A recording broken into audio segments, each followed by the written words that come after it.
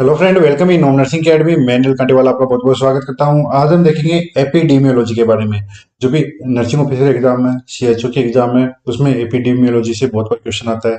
Mostly जो पूछे जाते हैं, जो टर्म पूछे जाते हैं, ठीक है, आपको इंसिडेंस के बारे में पूछ लेते हैं, प्रिवेलेंस के बारे में पूछ लेते हैं, आपको एपिडेमिक या स्पोरेडिक या पैंडेमिक के बारे में पूछ लेते हैं। तो उन्हीं जो टर्म है, हम उनके बारे में बात करेंगे जो एग्जाम के हिसाब से इंपॉर्टेंट है।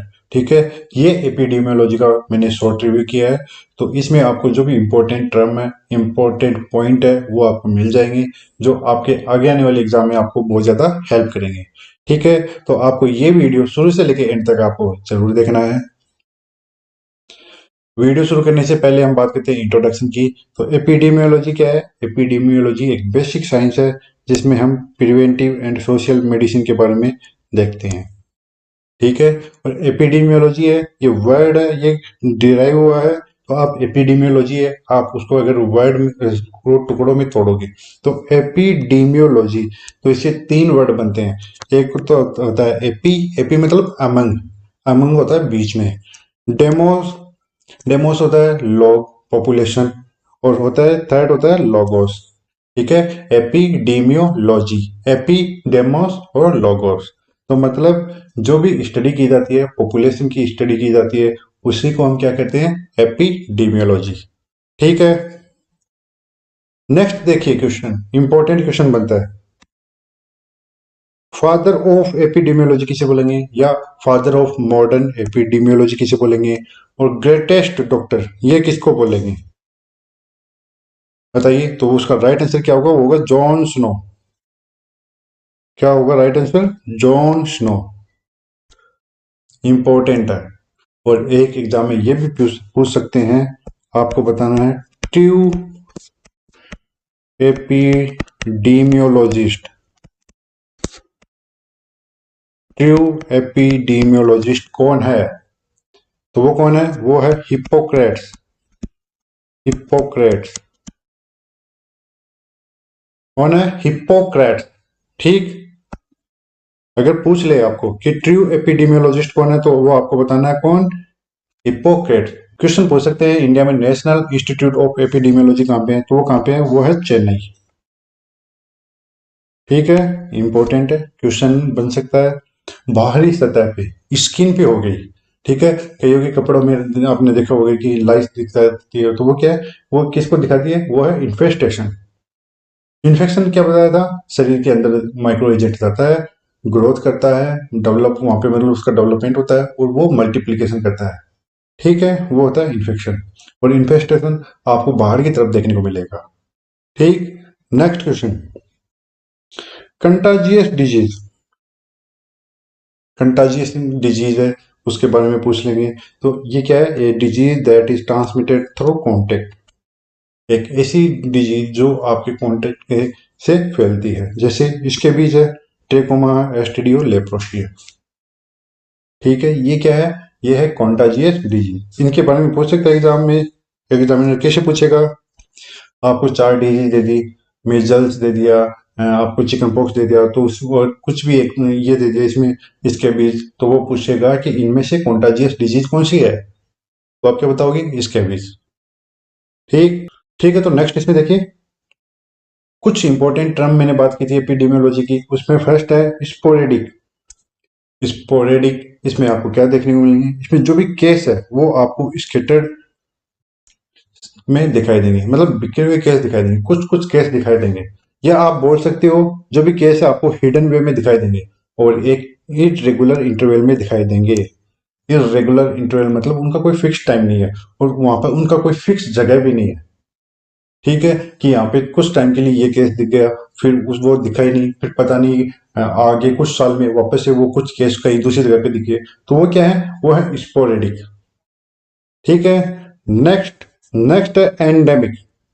इसको समझना, जो भी केस है, कांस्टेंट प्रेजेंस ऑफ डिजीज और infectious agent in A defined geographical area. ये एग्जाम में दो बार क्वेश्चन आया हुआ है। कोई भी केसेस है वो आपको, या जो भी इन्फेक्शन या डिजीज है, वो एक डेफिनेटेड जियोग्राफिकल एरिया में दिखाई दे रही है। ठीक है, एक कोई बड़े आपको मतलब एक स्टेट में दिखाई दे रही है। जैसे गोइटर हो गया, गोइटर आपको मोस्टली जो भी हिली एरिया है वहां पे दिखाई देता है। वहां पे क्यों? क्योंकि वहां पे बर्फ वगैरह होती है, ठीक है, और वहां पे जो भी आयोडीन होता है वो बर्फ के साथ में पानी से बह के निकल जाता है, तो वहां की मिट्टी में जो भी आयोडीन है उसकी कमी देखने को मिलती है। तो वो जो हिली एरिया वाले लोग हैं वहां पे आपको गोइटर वाले केस वो ज्यादा देखने को मिलते हैं। तो वो क्या हो गया? एंडेमिक, क्योंकि वो एक फिक्स क्या रहता है कि ये इस जियोग्राफिकल एरिया में दिखाई देता है, ठीक है। जैसे बाकी की कोई गोरखपुर है वहां पे जापानीज इंसेफेलाइटिस के केस देखे जाते हैं, ठीक है। तो ये क्या है? ये आपको एक डेफिनेट, आपको एक फिक्स जियोग्राफिकल एरिया में देखने को मिलते हैं। वो केस है, वो डिजीज है, वो किसके अंदर आती है? वो आती है एंडेमिक। नेक्स्ट मैं बात करता हूं एपिडेमिक।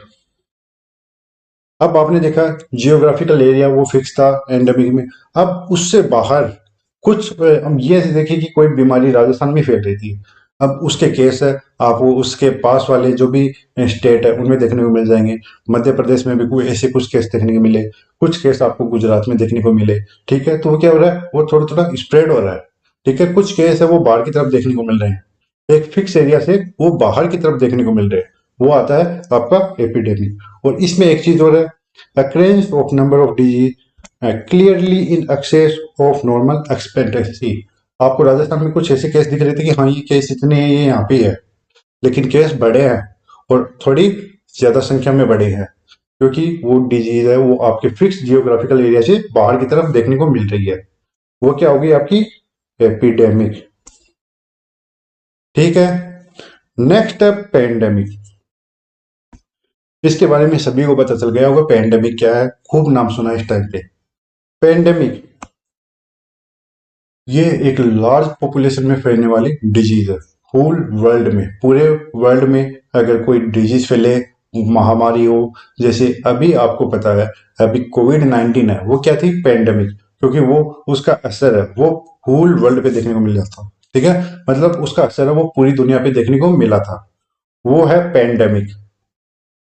समझ गए?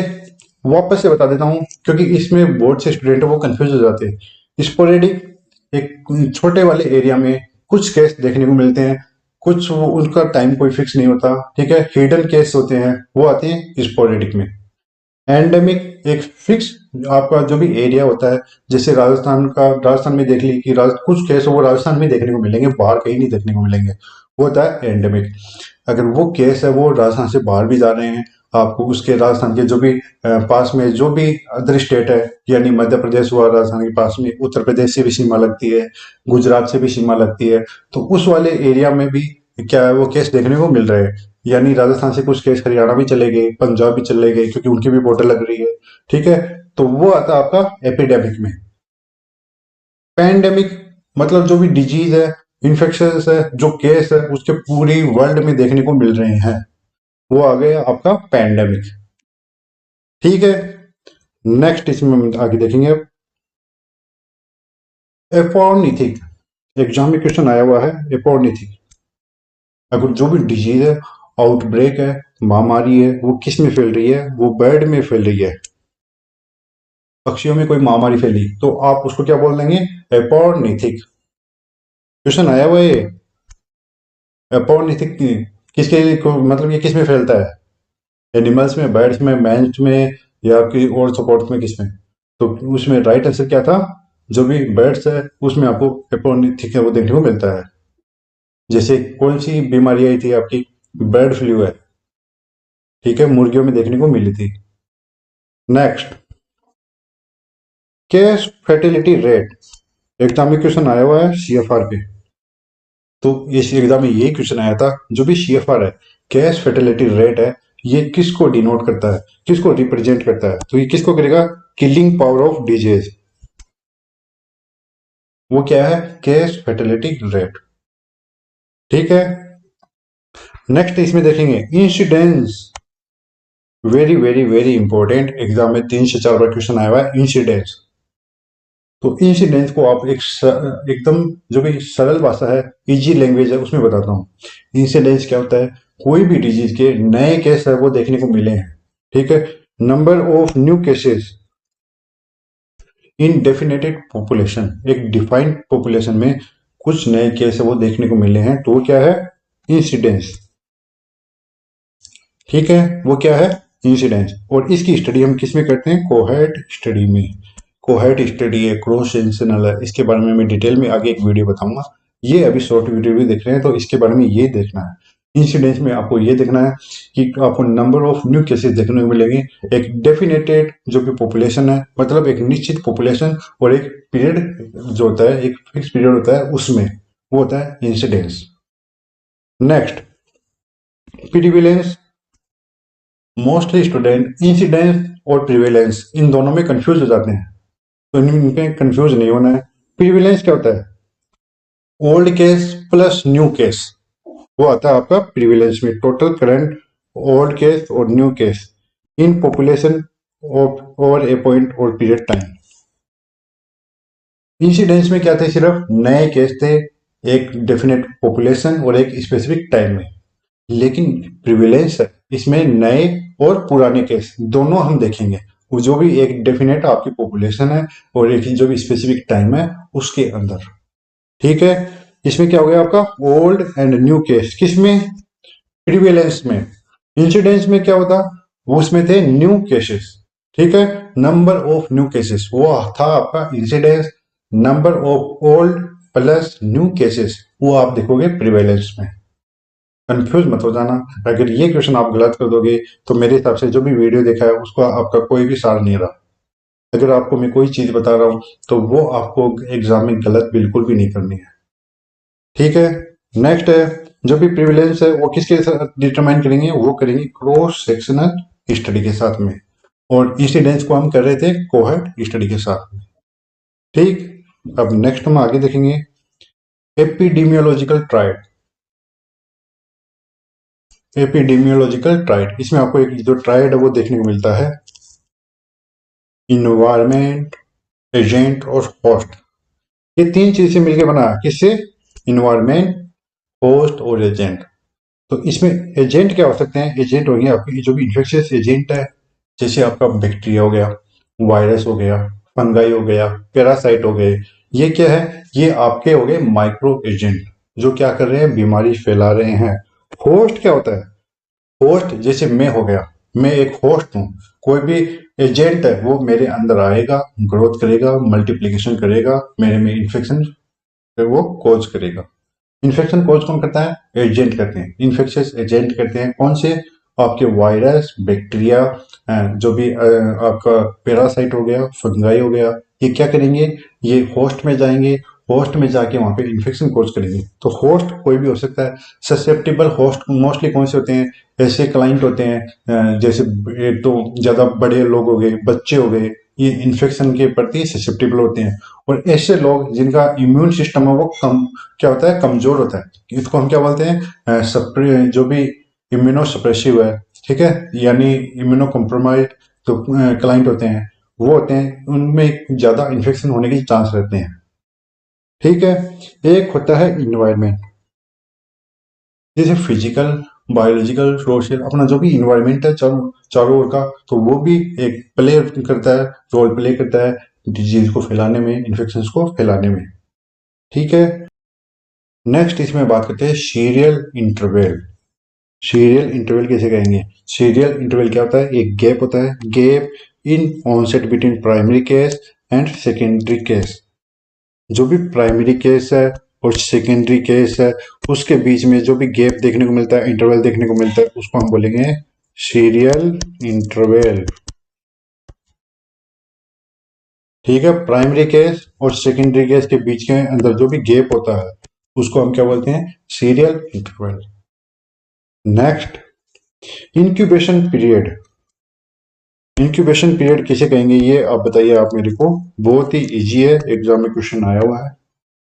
इंक्यूबेशन पीरियड, इसमें इसकी डेफिनेशन देखिए पहले, time interval between invasion by infection agent and appearance of first sign of symptom of the disease in question. मतलब कि आपको ये बताया गया है कि ये एक पर्सन है,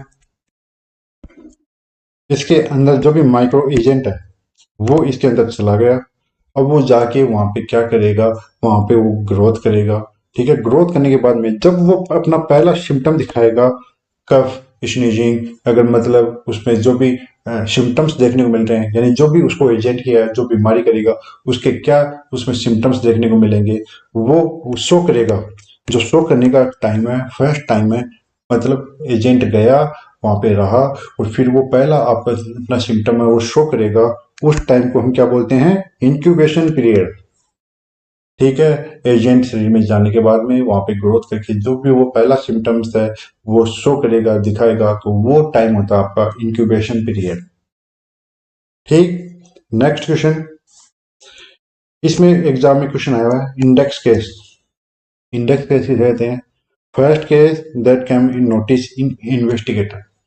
कोई भी केस है जो पहला केस है इन्वेस्टिगेटर के नजर में आता है, तो वो क्या है, वो है इंडेक्स केस। एग्जाम में क्वेश्चन आया हुआ है ये इंडेक्स केस का भी। ठीक है। नेक्स्ट, वेरिफिकेशन ऑफ डायग्नोसिस, ये क्या है? ये फर्स्ट स्टेप है, कोई भी आप एपिडेमिक है उसकी इन्वेस्टिगेशन कर रहे हो, तो वो क्या है, वेरिफिकेशन ऑफ डायग्नोसिस। ठीक। नेक्स्ट, अब एग्जाम में कई बार क्वेश्चन आते हैं, दो क्वेश्चन आते हैं, उनमें मोस्टली स्टूडेंट है वो क्या रहते हैं, कंफ्यूज। डिजीज इरेडिकेशन और डिजीज इलिमिनेशन। इरेडिकेशन क्या होता है, एलिमिनेशन क्या होता है, बच्चे इनमें कंफ्यूज रहते हैं। तो डिजीज इरेडिकेशन इसमें क्या है, termination of transmission of infection completely. कोई भी इन्फेक्शन है, एजेंट है, डिजीज है, उसको कंप्लीटली उसको हटाना, उसको क्या करना, टर्मिनेट करना, वही क्या है, डिजीज इरेडिकेशन। ठीक है।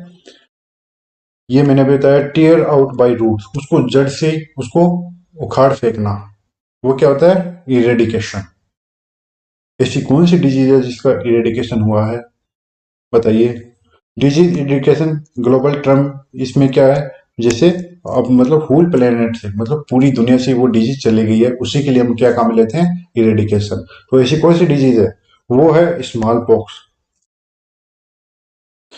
एक स्मॉल पॉक्स ऐसी डिजीज है जो पूरे वर्ल्ड से क्या हो चुकी है, इरेडिकेट हो चुकी है। ठीक है। और इसका WHO ने कब किया था घोषणा की स्मॉल पॉक्स इरेडिकेट हो चुकी है, 8 मई 1980। ये क्वेश्चन बहुत बार एग्जाम में आया हुआ है, वेरी वेरी इंपॉर्टेंट। ठीक। इसमें नेक्स्ट देखेंगे डिजीज एलिमिनेशन, इस पे भी क्वेश्चन आया हुआ है, इस पे भी क्वेश्चन आया हुआ है। तो डिजीज एलिमिनेशन में क्या होता है, इसके अंदर एक कंप्लीट इंटरप्शन देखने को मिलता है, जो भी ट्रांसमिशन होता है उसका। लेकिन जो भी ऑर्गेनिज्म है वो क्या है, वो इन्वायरमेंट में आपको देखने को मिलेगा। ठीक है। इसमें देखिए डिजीज एलिमिनेशन, इसमें जो भी जियोग्राफिकल टर्म है उसके लिए काम में लेते हैं, मतलब ये एक निश्चित कोई भी एरिया है, कोई भी रीजन है या कोई कंट्री है, वहीं से होता है। ठीक है, क्या, एलिमिनेशन। और इरेडिकेशन, इरेडिकेशन पूरे वर्ल्ड से, मतलब इस धरती पे वो बीमारी नहीं रही, वो होता है इरेडिकेशन। कुछ देश में अगर वो बीमारी नहीं है तो वो वहां पे होता है एलिमिनेशन। ठीक है। नेक्स्ट इसमें देखेंगे हम, नेक्स्ट अब बात करते हैं आइसोलेशन और क्वारंटाइन। स्टूडेंट आइसोलेशन में कंफ्यूज रहते हैं, क्वारंटाइन में कंफ्यूज रहते हैं। इजी लैंग्वेज में मैंने कई बार बताया, लेकिन फिर से वापस बता रहा हूँ। आइसोलेशन होता है, आइसोलेशन हम किसके लिए करते हैं, आइसोलेशन हम बीमार पेशेंट के लिए करते हैं। ठीक है। एक ऐसा पर्सन जो ऑलरेडी बीमार है, उसके अंदर बीमारी इन्फेक्शन है वो प्रेजेंट है, उसको आइसोलेट किया जाता है। ठीक है। तो इसमें देखिए separation for the period of communicability of infectious person from other in such person condition as to prevent limit transmission to those susceptible। इस भाषा को आराम से बताता हूँ। मैं बीमार हो रखा हूँ, ठीक है, मैं मतलब पहले से बीमार हो रखा हूँ, तो जो मेरे बाकी ये घर वाले हैं उनको बचाने के लिए मेरे को क्या किया जाता है, आइसोलेट किया जाता है, उनसे अलग रखा जाता है, इसको बोलते हैं आइसोलेशन। कब तक रखेंगे, period of communicability. Period of communicability क्या रहता है, मेरे अंदर जो बीमारी है जब तक उसमें इंफेक्शन फैलाने की क्षमता है वो रहेगी, वो पीरियड होता है कम्युनिकेबिलिटी। पीरियड ऑफ कम्युनिकेबिलिटी मतलब मेरे अंदर जो भी इंफेक्शन फैलाने का जो भी क्षमता है, जो भी पीरियड है, वो होता है पीरियड ऑफ कम्युनिकेबिलिटी। जब तक वो पूरा ना हो जाए तब तक मेरे को अपने घर वालों से, बाकी के जो भी लोग हैं उनसे दूर रखा जाता है, वो होता है आइसोलेशन। ठीक। नेक्स्ट, सेपरेशन इसको किसके करते हैं, अलग किसको करते हैं, बीमार पेशेंट को। बीमार पेशेंट क्या होता है, केस होता है, ठीक है, क्या है वो, case. Level of prevention, isolation कौन से प्रिवेंशन में आता है, सेकेंडरी प्रिवेंशन में। ये एक ट्रीटमेंट का माध्यम है क्योंकि हम उसको अलग करके रख रहे हैं, ठीक है। डायग्नोसिस हो गया और ट्रीटमेंट, ये किस में आते हैं, सेकेंडरी प्रिवेंशन में। ड्यूरेशन कितना होगा, जो भी पीरियड है कौन सा, कम्युनिकेबिलिटी का, जो भी डिजीज फैलाने की एक पीरियड है, इन्फेक्शन फैलने का पीरियड है, ठीक है, क्योंकि उसके अंदर क्या है, बीमारी है, उसके अंदर इन्फेक्शन मौजूद है, और वो पीरियड है, वो कब तक वो फैला सकता है, तो वो हो गया आपका पीरियड ऑफ कम्युनिकेबिलिटी। उस टाइम तक हम उसको क्या रखते हैं, आइसोलेट रखते हैं कि चलो भैया वो आपका आइसोलेशन रूम है, आपको उसी में रहना है, उससे बाहर नहीं निकलना है, जो भी सामान चाहिए आपको हम वो आपको वहां पे पहुंचा देंगे, ठीक है। वो होता है आइसोलेशन। और इसी का मिलता जुलता होता है क्वारंटाइन। क्वारंटाइन ये सबसे पहले कब देखने को मिला था, ये एक एग्जाम में क्वेश्चन आया हुआ है। जो प्लेग की महामारी फैली थी, ठीक है, प्लेग की महामारी फैली थी, उस टाइम पे हम क्या कर रहे थे, क्वारंटाइन करना शुरू किया था। और क्वारंटाइन का मीनिंग क्या होता है, 40 डेज, ठीक है। अब इसको डेफिनेशन से हटके मैं इजी लैंग्वेज में बताता हूँ, वापस से वही पिछले आइसोलेशन वाली बात मान लीजिए। मैं बीमार हूँ, इस टाइम पे मैं बीमार हूँ, ठीक है, आइसोलेट वाला मैं हूँ। लेकिन क्या हुआ कि मेरा भाई वो मेरे पास आके गया था, मतलब उसके अंदर बीमारी हो सकती है क्योंकि वो मेरे एक्सपोज में आया था, ठीक है, वो मेरे एक्सपोज में आया था, तो उसके अंदर बीमारी हो सकती है।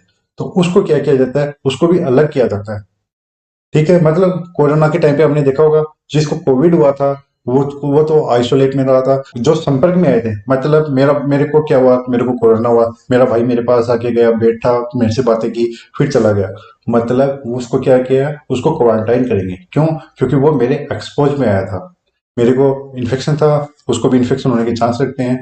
तो उसको कब तक रखेंगे, इंक्यूबेशन पीरियड तक। क्वारंटाइन में इंक्यूबेशन पीरियड देखते हैं, ठीक है। मैक्सिमम इंक्यूबेशन पीरियड, मतलब जो बीमारी उसके शरीर में गई है, वो कब उसका पहला जो भी सिम्टम है वो दिखाएगी, ठीक है, तो वो होता है इंक्यूबेशन पीरियड। तो मैक्स इंक्यूबेशन पीरियड कितना होता है, उस टाइम तक उसको क्या करते हैं, क्वारंटाइन करते हैं, ठीक है। अब देखिए क्वारंटाइन को सबसे पहले कब लागू किया गया था, ये प्लेग वाले केस है उस पर लागू किया गया था। एग्जामिनेशन आया हुआ है, इंपॉर्टेंट है। नेक्स्ट, सेपरेशन किस में क्या करेंगे, जो भी healthy contact of cases, healthy contact of cases, case तो हो गया कौन, मैं हो गया क्योंकि मेरे में कोविड था। हेल्दी कॉन्टेक्ट मतलब मेरा भाई हो गया क्योंकि वो मेरे पास आया था, ठीक है, वो तो बीमार नहीं था, बीमार तो मैं ही था, ठीक है। अब देखिए लेवल ऑफ प्रिवेंशन कौन से प्रिवेंशन में आएगा, क्वारंटाइन कौन से प्रिवेंशन में आएगा, ये आएगा प्राइमरी, क्योंकि स्पेसिफिक प्रोटेक्शन दे रहे हैं उसको कि ये इससे बीमारी ना आगे फैल जाए, इसी क्या करते हैं, क्वारंटाइन कर देते हैं। ये किसी के लेवल ऑफ प्रिवेंशन में आएगा, ये आएगा आपके प्राइमरी प्रिवेंशन में।